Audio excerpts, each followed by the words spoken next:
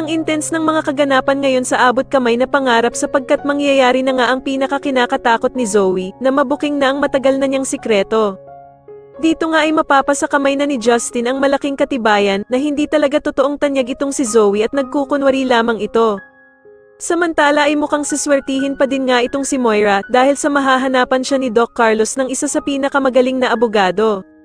Kaya naman sa sobrang takot nga ni Giselle na makalaya si Moira ay agad niyang pupuntahan si Madam Lotes para humingi ng tulong dito upang hindi na nga daw makalabas ng kulungan itong si Moira.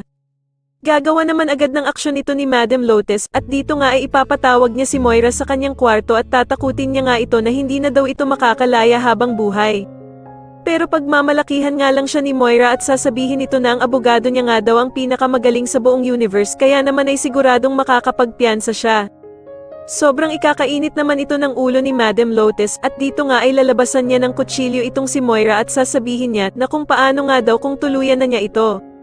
Samantala ay bibigyan naman ng suspension memo ni Justin itong si Zoe upang hindi na nga muna ito makapagtrabaho bilang isang doktor sa Apex.